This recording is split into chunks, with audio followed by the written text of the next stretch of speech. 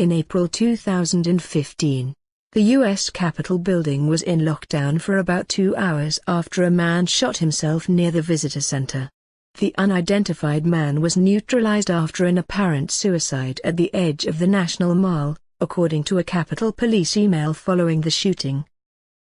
The man apparently had a sign taped to his hand protesting social injustice, in addition to a backpack and rolling suitcase, which then sparked a bomb investigation.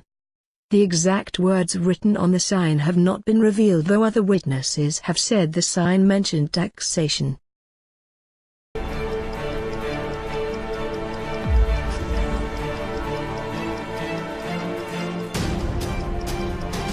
In March 2015, a nun set herself on fire in a Tibetan area of western China to protest Chinese rule and to call for the return of the Dalai Lama from exile, according to 2 pro-Tibet advocacy groups.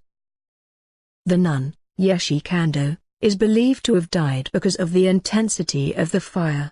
This could not be confirmed because the police took her away after dousing the flames with fire extinguishers, said the groups, which had spoken with people in the area where the self-immolation occurred.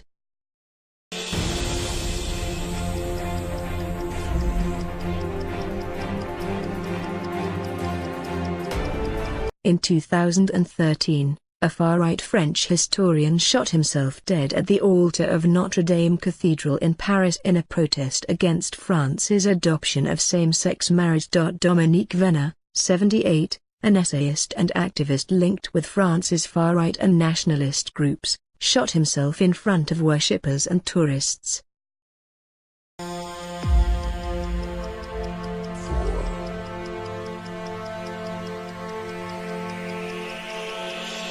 In 2012, a Beijing man hanged himself to protest the government's refusal to account for his son's death in a military assault on the 1989 Tiananmen Square demonstrations. Yao Yilin, 73, had disappeared and was found the next day hanging in a newly constructed parking garage beneath his home.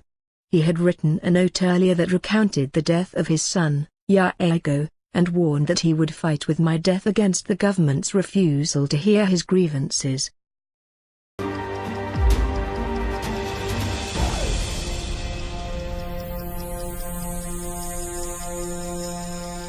Charles Moore, 79, a Texas pastor who spent his life fighting against racial discrimination, set himself on fire in 2014 in a strip mall parking lot in Grand Saline, his childhood home where he first witnessed racism.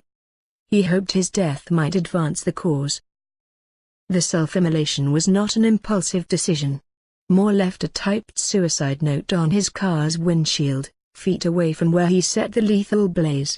In the letter, the 79-year-old detailed the discrimination that troubled him. As a 10-year-old boy, he was deeply affected by accounts of blacks who had been brutally decapitated and had their heads placed on poles.